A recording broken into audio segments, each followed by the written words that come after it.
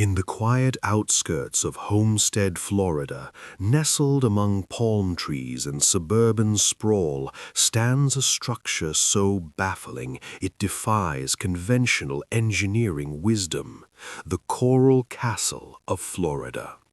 Built entirely from massive blocks of oolitic limestone, some weighing over 30 tons, this fortress-like compound includes a 9-ton gate that once swung open with the gentlest touch, perfectly aligned rotating stars, and a throne carved from a single 500-pound coral slab. What makes the Coral Castle truly impossible is not its scale, but its creator, a frail, 5-foot-tall Latvian immigrant named Edward Leedskalnin, who weighed barely 100 pounds and claimed to have uncovered the secrets of the pyramid's builders. Working entirely alone from 1923 to 1951, often under the cover of night and with no visible machinery, Leedskalnin quarried, carved, and erected over 1,100 tons of coral rock using tools he forged himself, mostly repurposed scrap metal and basic hand implements. Neighbors reported hearing strange humming sounds late at night, and though many tried to spy on him, no one ever caught him moving the stones. When asked how he accomplished his feat, Leedskalnin cryptically replied, "I understand the laws of weight and leverage, and I know the secrets of the people who built the pyramids." After his death in 1951, investigators found only rudimentary tools, a tripod, some chains, and a homemade winch. Modern engineers have attempted to replicate his methods using period-appropriate technology, but consistently failed to move stones of that size with such precision, let alone alone. Even more mysterious is the physics-defying gate, which balanced so perfectly on a metal shaft that a child could push it open with a finger. When it later developed a crack and was removed for repairs in the 1980s, a team of 6 men using a 50-ton crane struggled to replicate the original installation and could never recreate its effortless motion. To this day, the Coral Castle remains a silent testament to a man who claimed to harness magnetic currents and Earth's energy, leaving behind not blueprints or notes, but a riddle etched in stone. Why would a reclusive bachelor with a 4th-grade education devote 28 years of his life to building a monument to a lost love, only to encode it with astronomical alignments, Polynesian-like carvings, and hidden chambers that still puzzle geologists and archaeologists alike? The structure's very existence challenges our understanding of material science, human capability, and perhaps even the nature of gravity itself. 2. The Pyramids of Giza. Precision beyond ancient means. Rising from the wind-swept plateau of the Giza Desert, the Great Pyramid of Khufu stands not merely as a tomb, but as a mathematical and geodetic anomaly that continues to defy logical explanation. Comprising an estimated 2.3 million limestone and granite blocks, some weighing up to 80 tons, the pyramid's construction aligns with a precision that modern engineers struggle to replicate, even with GPS and laser-guided equipment. Its 4 sides are oriented almost perfectly to the cardinal points, deviating by less than 0.05 degrees. The base is level to within less than an inch over 13 acres, a flatness comparable to that of a modern concrete foundation poured with industrial-grade leveling tools. More astonishing is its internal architecture. The grand gallery, the king's chamber lined with 70-ton granite beams shipped from Aswan over 500 miles away, and narrow shafts that point directly to specific stars in the Orion Belt and the circumpolar region, alignments that correspond precisely to the sky as it appeared in 2450 BCE.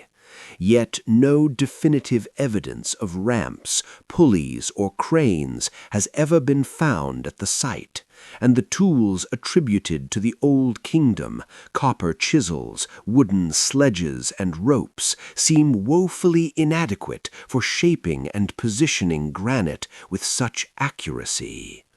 The granite blocks in the king's chamber, for instance, were cut with such exacting tolerances that not even a human hair can fit between them.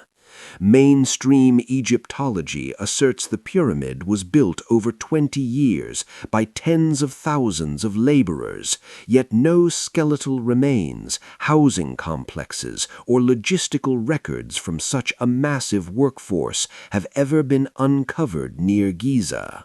Meanwhile, alternative researchers point to the pyramid's encoded mathematical constants. Its height-to-perimeter ratio mirrors the Earth's polar radius to equatorial circumference. Its volume, when scaled by a factor of 43,200, reflects the planet's dimensions with startling fidelity. Even the pyramid's location sits at the exact center of Earth's landmass, a fact impossible for ancient surveyors to determine without global knowledge. While Egyptologists dismiss these as coincidences, the cumulative weight of anomalies suggests either a lost sophistication in early dynastic engineering or the involvement of knowledge sources now erased from history. The deeper question remains: if this was the pinnacle of Old Kingdom technology, why did later pharaohs construct smaller, cruder pyramids with visibly declining craftsmanship? The Great Pyramid doesn't appear to evolve from earlier designs. It emerges fully formed, as if dropped into history from another epoch entirely. 3. Göbekli Tepe, the temple that rewrote human history. Buried beneath the wind-swept hills of southeastern Turkey lies a site so revolutionary it forced archaeologists to discard decades of established theory about the origins of civilization.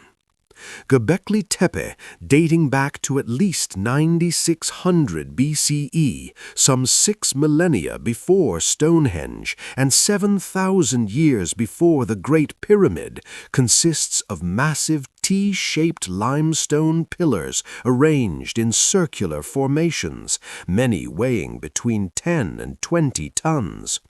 Carved with astonishing artistry, these megaliths depict intricate reliefs of foxes, boars, vultures, scorpions, and snakes, along with abstract symbols whose meanings remain undeciphered. What makes Göbekli Tepe impossible is not just its age, but the societal implications it shatters. Conventional wisdom held that agriculture preceded complex society. Humans settled, farmed, developed surplus, and only then built temples and cities. But Göbekli Tepe was constructed by hunter-gatherers, nomadic people with no pottery, no writing, no metal tools, and no evidence of permanent settlement nearby. Radiocarbon dating confirms the site was deliberately buried around 8000 BCE, as if its builders sought to erase it from memory. The engineering required to quarry, transport, and erect these pillars, some standing 18 feet tall, would have demanded coordinated labor on a scale previously thought impossible for pre-agricultural societies. Moreover, the site shows evidence of sophisticated astronomical knowledge. Certain pillars align with the constellation of Orion, while others may mark solstices and equinoxes. German archaeologist Klaus Schmidt, who led excavations until his death in 2014, argued that religion, not farming, may have been the catalyst for civilization, turning the standard narrative on its head. Yet the mystery deepens. If hunter-gatherers built Göbekli Tepe, how did they feed and organize hundreds of workers? No granaries, irrigation systems, or domesticated animal pens have been found in the immediate vicinity. And why would people with no concept of urban life invest decades in constructing a ritual complex they never lived in? Even more perplexing are the acoustic properties of the site. Studies suggest the central enclosures may have been designed to amplify low-frequency sounds, possibly for ritual chanting or shamanic trance induction. Göbekli Tepe doesn't just challenge our timeline of human development, it suggests a lost chapter of prehistory in which spiritual or cosmological knowledge drove societal complexity long before the plow or the wheel. Its existence implies that the cradle of civilization may have been built not by farmers, but by mystics wielding stone and vision. 4. The Sacsayhuaman Fortress, stonework that defies time. Perched high above Cuzco, Peru, the fortress of Sacsayhuaman looms like a petrified dragon coiled around the Andean ridge, a marvel of Inca engineering that continues to baffle even the most seasoned archaeologists. Comprising 3 massive zigzagging walls built from colossal limestone and diorite blocks, some exceeding 120 tons, the site's stonework displays a level of precision that appears almost supernatural. The blocks, many irregularly shaped with up to 12 interlocking angles, are fitted together so seamlessly that not even a sheet of paper can slide between them. This technique, known as ashlar masonry, is found elsewhere in the Inca world, but nowhere on this scale or with such audacious complexity. What makes Sacsayhuaman truly impossible is not just the size of the stones, but how they were moved, shaped, and assembled without the use of mortar, metal tools, or the wheel, technologies the Inca never developed. Spanish chroniclers who witnessed the site in the 16th century described it as so awe-inspiring that they refused to believe indigenous people could have built it, attributing it instead to giants or pre-Inca ancient ones. Modern attempts to replicate even a fraction of Sacsayhuaman's construction using traditional methods have failed spectacularly. Teams equipped with bronze tools and log rollers cannot achieve the tolerances or angles found in the original walls. Even more confounding are certain blocks that appear melted or vitrified, glass-like surfaces suggesting exposure to extreme heat, a phenomenon also observed at other ancient megalithic sites around the world. Local Quechua legends speak of a substance called yilu, a plant-based paste that could soften stone like clay, allowing builders to mold and fit the blocks before hardening them in place. While dismissed by mainstream science as myth, recent experiments with acidic plant extracts have shown limited softening effects on certain limestone types, reigniting debate. Perhaps most unsettling is the site's astronomical alignment. During the winter solstice, sunlight striking specific towers casts shadows that mark precise celestial events, indicating a sophisticated fusion of architecture, ritual, and sky watching. Yet, the Inca themselves claimed Sacsayhuaman was already ancient when they arrived, repurposing it as a ceremonial center. If true, then who were the original builders, and what lost technology allowed them to manipulate multi-ton stones with the grace of a sculptor shaping clay? Sacsayhuaman stands as a silent challenge to the linear progression of human ingenuity, suggesting that some ancient cultures achieved feats of engineering we still cannot fully explain, let alone replicate. Scattered across the rugged highlands of northern Laos, thousands of colossal stone jars, some standing over 10 feet tall and weighing up to 14 tons, pockmark the earth in eerie, silent clusters. Known collectively as the Plain of Jars, this archaeological enigma spans more than 90 sites stretching across Zhangquan province, yet its creators, purpose, and methods of construction remain stubbornly obscure. Carved from sandstone, granite, and breccia, the jars feature smooth interiors and occasional decorative carvings, including human figures and geometric patterns, but no inscriptions or datable artifacts that conclusively link them to a known civilization. Initial assumptions tied the jars to the Iron Age, 500 BCE to 500 CE, based on scattered burial goods and human remains found nearby. However, recent excavations using more advanced dating techniques suggest some sites may be significantly older, possibly dating back to 1500 BCE. What defies explanation is how pre-industrial societies transported and positioned these immense containers across remote mountainous terrain, often far from the nearest quarries. Many jars exhibit tool marks consistent with iron chisels, yet no evidence of large-scale metalworking facilities has been found in the region from that era. Even more perplexing is their function. While early theories proposed them as rainwater collectors or fermentation vats, the discovery of human remains, burial pits, and ceramic discs, some carved with concentric circles or human faces, strongly implies funerary use.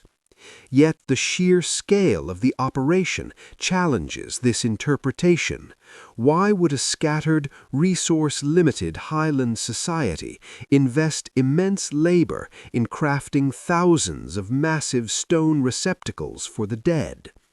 Adding to the mystery is the presence of associated disc stones, flat or slightly convex slabs often found near jar openings, possibly used as lids.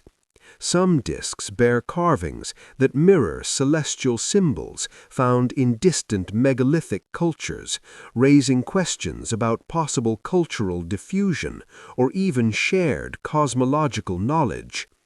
The region's tragic history further complicates study. Much of the Plain of Jars remains contaminated with unexploded ordnance from the Vietnam War, limiting archaeological access. Despite decades of research, no consensus exists on who built the jars, how they were moved, or why they were placed with such deliberate spacing across the plateau. Locally, oral traditions speak of a race of giants who used the jars to brew and store lao hai, a rice wine after victorious battles, but such myths only deepen the enigma.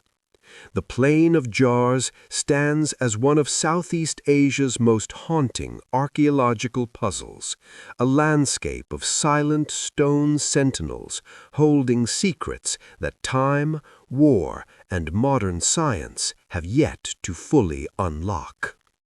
6. The Yonaguni Monument, Sunken City or Natural Formation. Off the southern coast of Japan's Ryukyu Islands, beneath the indigo waters surrounding the island of Yonaguni, lies a submerged structure so geometrically precise that it has ignited a decades-long debate. Is this a man-made ruin of a lost civilization or an extraordinary trick of geology? Discovered in 1986 by local diver Kihachiro Aratake, the Yonaguni Monument sprawls across 2.5 acres of seabed at depths of 25 to 100 feet, featuring terraces, staircases, right-angled corners, and what appear to be carved relief sculptures, including a striking stone formation resembling a human face. The main structure rises over 90 feet high, with a stepped pyramid-like form that bears uncanny similarities to ancient Mesoamerican and Southeast Asian temple platforms. Marine geologist Dr. Masaaki Kimura of the University of the Ryukyus has spent over 30 years studying the site and insists it is artificial, pointing to tool marks, drilled holes, and symmetrical alignments that cannot be explained by natural fracturing alone. He argues that the monument was part of a coastal city that sank during catastrophic tectonic shifts between 3,000 and 10,000 years ago, a time frame that coincides with the end of the last ice age when sea levels rose rapidly across the globe. Critics, including prominent geologists like Robert Schoch, counter that the sandstone bedrock of Yonaguni is naturally prone to stratified layering and orthogonal jointing, which can produce step-like formations through erosion and seismic activity. Yet even skeptics admit that certain features, such as a 30-foot-long turtle-shaped platform with clearly defined limbs and a head, or a megalithic altar with symmetrical grooves, strain the limits of natural explanation. Adding to the intrigue is the absence of similar formations anywhere else in the region. If purely natural, why does Yonaguni's underwater topography exhibit such consistent right angles, parallel walls, and intentional-looking pathways? Moreover, Japanese prehistory offers no known civilization capable of such large-scale stone construction during the proposed time frame. The Jomon people, Japan's earliest known culture, were hunter-gatherers who left behind pottery and pit dwellings, but nothing approaching monumental architecture. Some researchers have drawn parallels between Yonaguni and myths of Mu or Lemuria, hypothesized Pacific civilizations said to have vanished beneath the waves. While such theories remain fringe, the monument's existence forces a sobering question. Could advanced coastal cultures have thrived during the late Pleistocene, only to be erased by rising oceans, leaving behind no trace except these submerged stones?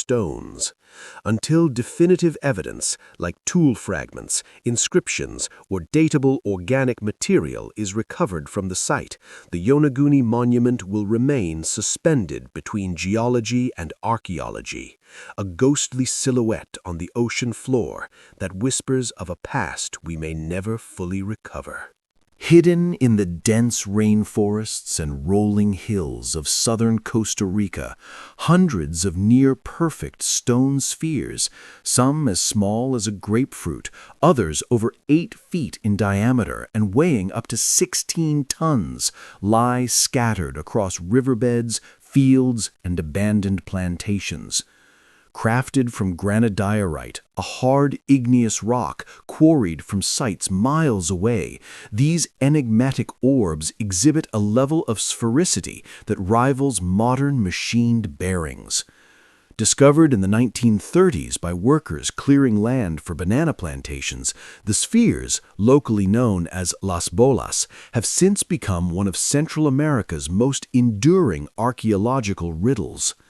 Radiocarbon dating of organic material found near the spheres places their creation between 600 and 1500 CE, likely by the Dikis culture, a pre-Columbian society known for its gold work and complex chiefdoms.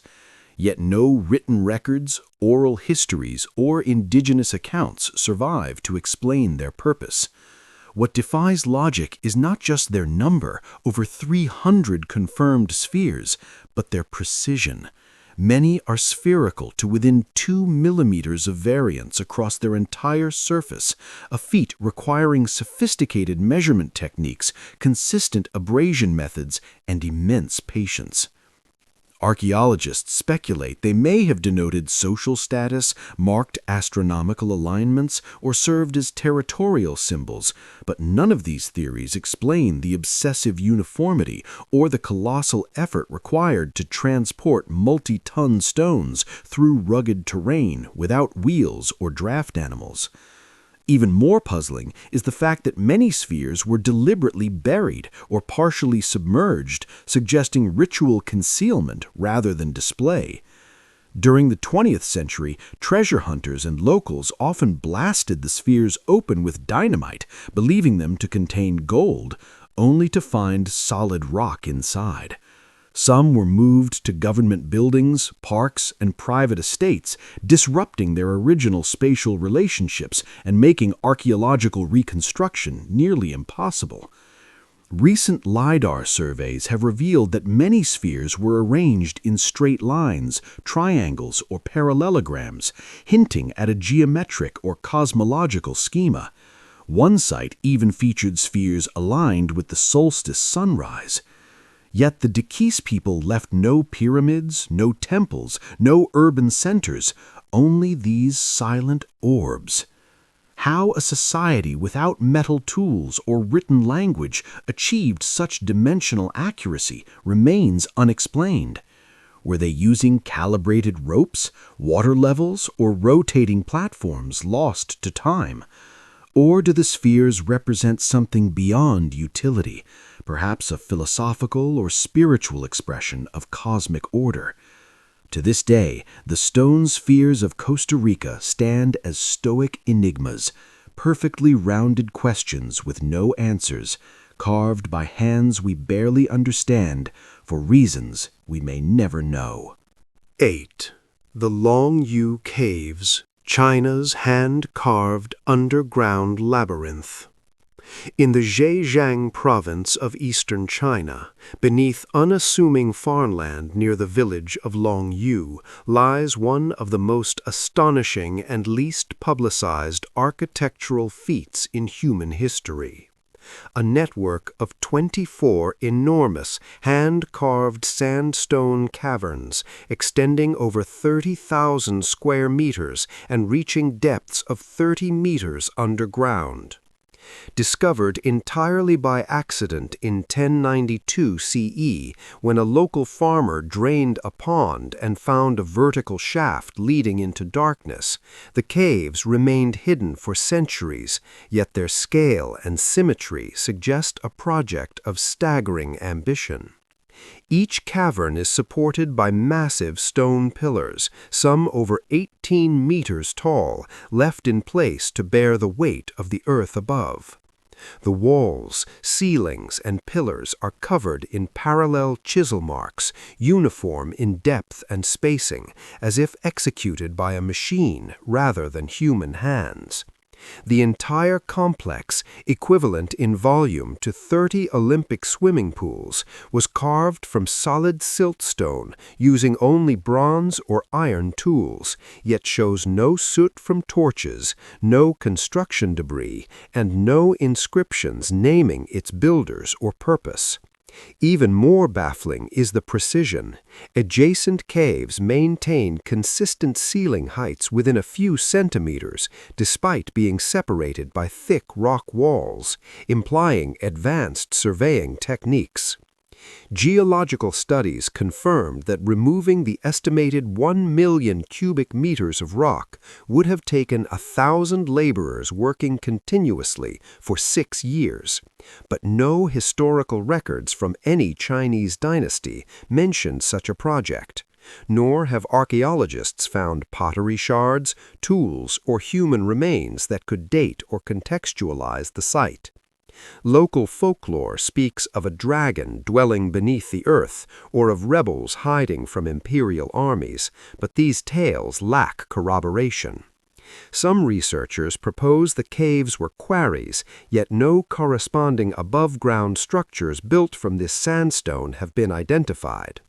Others suggest ritual or astronomical functions, noting that certain shafts align with solstice sunrises, but the caves remain perpetually dark. Perhaps most unsettling is the acoustic design. Whispers in one corner can be heard clearly dozens of meters away, indicating intentional sound channeling. The Long Yu Caves represent a ghost project of immense scale, engineered, executed, and then utterly erased from historical memory. Who commissioned this subterranean cathedral? Why was it abandoned without a trace? And how did ancient builders achieve such geometric harmony in total darkness without leaving behind a single clue to their identity? Until new evidence emerges, these caves remain a silent, echoing void in the record of human achievement. 9. The Hypogeum of Hal Suflieni, Malta's subterranean sanctuary. Beneath the quiet streets of Paula, Malta, lies a structure so ancient and acoustically refined it seems less like a tomb and more like a resonant instrument carved from living rock, the Hal Suflieni Hypogeum. Dating back to approximately 3600 to 2500 BCE, contemporary with the earliest phases of Stonehenge, this three-level underground complex was hewn entirely by hand from solid limestone, using only antler picks, stone hammers, and obsidian blades. Spanning over 33,000 square feet and descending 36 feet below the surface, the Hypogeum contains more than 7,000 human remains, ceremonial chambers, intricate spiral carvings, and a central oracle room whose acoustics amplify a low-pitched chant into a haunting, omnidirectional resonance that can be heard throughout the entire structure. What makes the Hypogeum impossible is not just its age, but its architectural sophistication. The upper level mimics above-ground megalithic temples found across Malta, complete with trilithon entrances and corbelled roofs, suggesting the builders were replicating sacred forms in an underworld context. The middle level features chambers painted with red ochre spirals. A pigment analysis revealed the paint contains traces of crushed bone and hematite, applied with astonishing precision. Most astonishing is the engineering. The Hypogeum maintains a constant temperature and humidity year-round, and its ventilation shafts, though narrow, ensure fresh air circulates throughout all levels, a feat of passive climate control unmatched in Neolithic architecture. When first excavated in 1902, workers accidentally broke through the ceiling, revealing a labyrinth so pristine it appeared frozen in time. Yet, for all its preservation, the site's purpose remains elusive.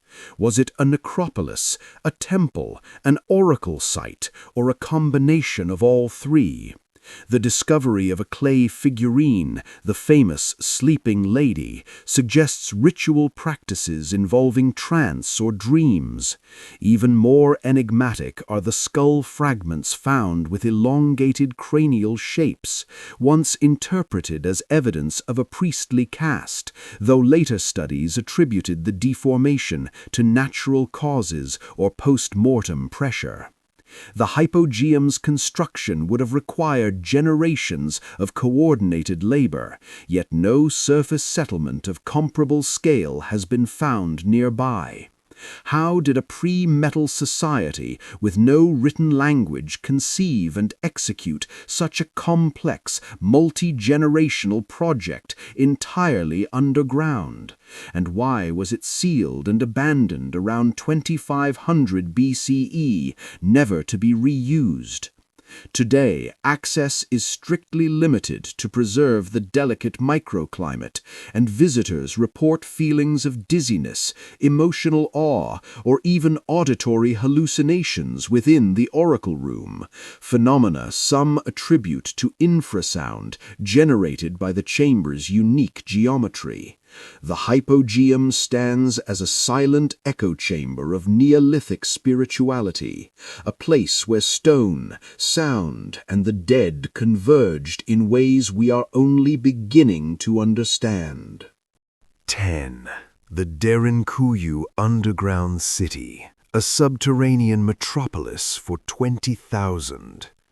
Carved deep into the volcanic tuff of central Turkey's Cappadocia region lies Derinkuyu, an 8-level underground city capable of sheltering 20,000 people along with their livestock and food stores, a self-sustaining subterranean metropolis that stretches over 280 feet into the earth. Discovered in 1963 when a local farmer knocked down a wall in his basement and revealed a hidden passage, Derinkuyu is now known to be just one of at least 200 underground complexes in the region, with tunnels connecting it to another massive city, Kaymakli, nearly 5 miles away. The scale of engineering is staggering.